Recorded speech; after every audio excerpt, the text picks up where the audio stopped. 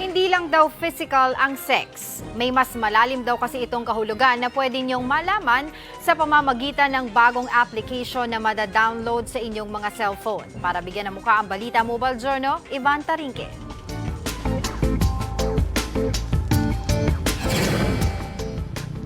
Magpapasko na naman at single ka, kasama ka sa mga samahan ng malalamig ang Pasko.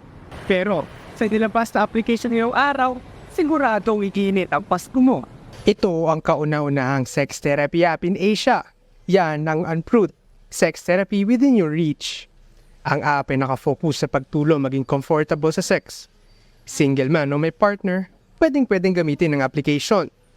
Pero bago ka makagawa ng account, ay may questionnaire muna para ma-determine kung anong module ang bagay sa'yo.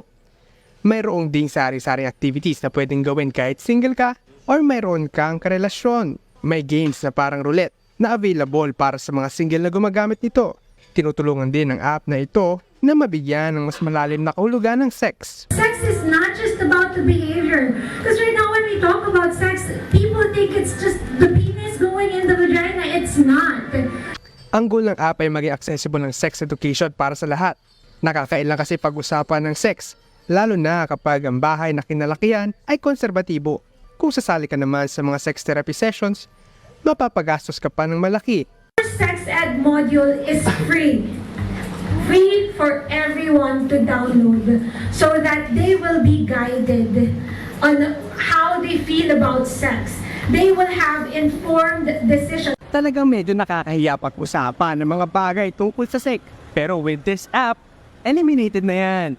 At sigurado hindi lang ikaw ang mag-benefit dito. Dahil pati ang partner mo, sureball yan. Mobile Journal Ivan Tarinque po atid ang mukha ng balita. Gusto mo bang lagi kang updated sa mga balita?